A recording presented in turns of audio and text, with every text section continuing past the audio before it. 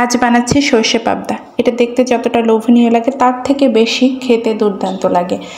আর অনেক সময় দেখা যায় যে সর্ষে দিয়ে রান্না করলে অনেক মাছ খেতে তেতো লাগে, কিন্তু কিছু টিপস এবং ট্রিক্স আছে যেগুলো ফলো করলে এটা খেতে আর তেতো লাগে না, খেতে দুর্দান্ত হয়।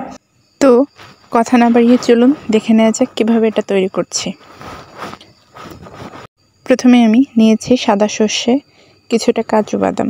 আপনাদের কাছে যদি পোস্তদানা থাকে তাহলে আপনারা পোস্তদানা দিতে পারেন, কিন্তু আমার কাছে ছিল না, এই কারণে আমি কাজু বাদাম দিয়েছি। আর দিচ্ছি এর মধ্যে কিছুটা লাল সর্ষে এবং কাঁচামরিচ। এবার সবগুলো উপকরণ দিয়ে একটা পেস্ট বানিয়ে নেব। এবার পাবদা মাছগুলো ভালো মতো কেটে ধুয়ে পরিষ্কার করে নিয়েছি। এবার লবণ হলুদ মেখে নিচ্ছি। আর এর মধ্যে যোগ করছি খানিকটা সর্ষের তেল। এবার এটা ভালো মতো ম্যারিনেট করে রেখে দেব 10 মিনিটের জন্য।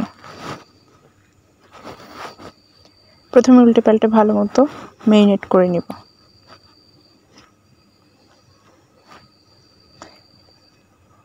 আর সর্ষের তেলটা দিবেন এর মধ্যে, এতে করে ফ্লেভারটা ভালো আসবে।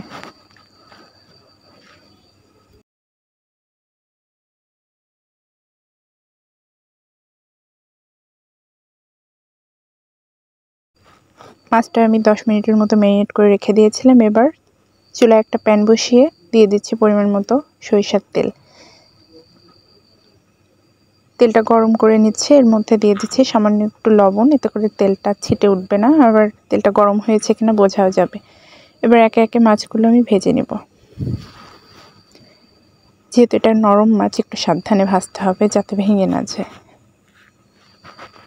আর সর্ষে পাবদা রান্না করতে হলে অবশ্যই এটা ভেজে নিতে হবে। আর যদি এমনি ভুনা করেন সেক্ষেত্রে না ভেজে রান্না করাটাই ভালো। একে একে আমি সবগুলো মাছ উঠিয়ে নিচ্ছি। বাকি মাছগুলো আমি একইভাবে ভেজে নেব। সবগুলো মাছ ভেজে নেবার পর সামান্য একটু তেল যোগ করেছি, এর মধ্যে দিয়ে দিচ্ছি কালো জিরা আর গুঁড়া মশলা। দিয়েছি হলুদের গুঁড়া, মরিচের গুঁড়া, ধনিয়া গুঁড়া, জিরা গুঁড়া, স্বাদ মতো লবণ।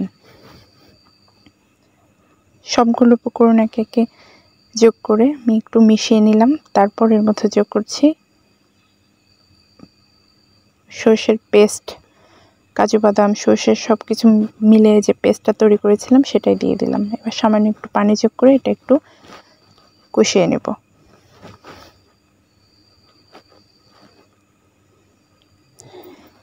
যাতে পুড়ে না যায় এই কারণে সামান্য একটু পানি যোগ করে দিব। আর স্বাদটা ব্যালেন্স হওয়ার জন্য আমি এর মধ্যে সামান্য একটু চিনি যোগ করে দিয়েছি। আর দিয়েছি একটু পানি। এবার মশলাটা ভালো মতো কষিয়ে নিয়ে ভেজে রাখা মাছগুলো একে একে এর মধ্যে বসিয়ে দিব। আর পাবদা মাছ রান্না করার সময় অবশ্যই একটা ছড়ানো প্যানে রান্না করবেন, এতে করে মাছগুলো ভেঙে যাবে না। একটার উপর একটা স্তূপ করে দেয়া লাগবে না, স্তূপ করে দিলে এটা ভেঙে যাওয়ার সম্ভাবনাই বেশি থাকে। একটু ছড়িয়ে দেওয়া যায় এরকম একটা প্যানে রান্না করবেন। সবগুলো মাছ আমি মশলার উপরে বসিয়ে দিয়েছি। এবার ঢেকে কিছু সময় রান্না করব। মাছটা হয়ে যাওয়ার কিছু সময় আগে আমি দিয়ে দিচ্ছি কিছুটা ধনেপাতা কুচি। আর প্যানটা একটু উঁচু করে ধরে এভাবে নেড়ে দিব যাতে করে ভেঙে না যায়। ঢেকে কিছু সময় রান্না করে নিব। যখন ঝোলটা এরকম টেনে আসবে, তেলটা উপরে ভেসে উঠবে, তখন এটা রেডি হয়ে যাবে। অফ ক্যামেরায় আমি লবণটা টেস্ট করে নিয়েছিলাম। এটা রান্না করা খুবই সহজে ঝটপট এটা তৈরি করে নেওয়া যায়, আর খেতেও ভীষণ সুস্বাদু। গরম ভাতের সাথে জাস্ট অসাধারণ। আমার সম্পূর্ণ টিপস এবং ট্রিক্স ফলো করে আপনিও তৈরি করে নিতে পারেন সর্ষে পাবদা, আর এটা খেতেও দুর্দান্ত। রেসিপিটা কেমন লাগলো জানাতে ভুলবেন না।